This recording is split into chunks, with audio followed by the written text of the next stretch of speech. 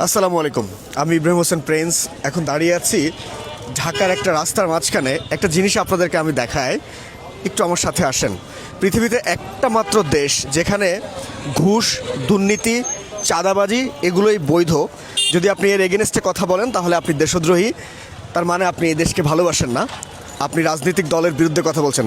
এই রাস্তার উৎপত্তি দেখেন ওই কোনায়, এখানে প্রায় 100 ফিটের একটা রাস্তা এখন জীবন্ত আছে মাত্র 15 ফিট হয়তো।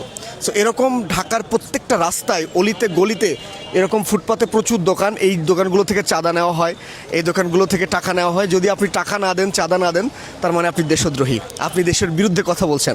যদি আপনি চাঁদার বিরুদ্ধে কথা বলেন তাহলে আপনি দেশের বিরুদ্ধে কথা বলছেন।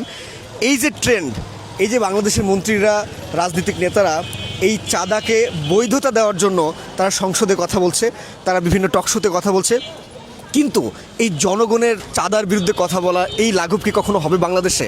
আমার তো মনে হয় না। বিকজ এই বাংলাদেশে চাঁদা না দেওয়াটাই অপরাধ। আপনি যে চাঁদা দিচ্ছেন না, আপনি যে চাঁদার বিরুদ্ধে কথা বলছেন, এটাই অপরাধ।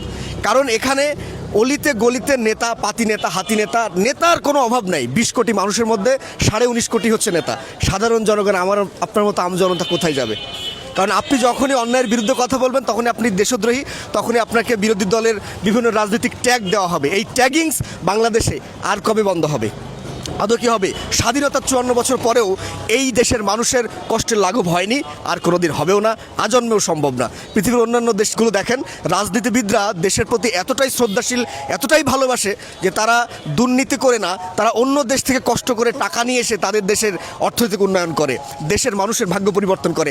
আমাদের দেশের নেতারা নির্বাচিত হওয়ার পরে দেশের টাকা মেরে অন্য দেশে পাচার করে দেশের মানুষের কষ্ট আরও বেশি টেনে নিয়ে এসে। এই হচ্ছে আমাদের দেশের অবস্থা। কবে ভালো হবে? কবে আমরা একটি সোনার দেশ গড়ব?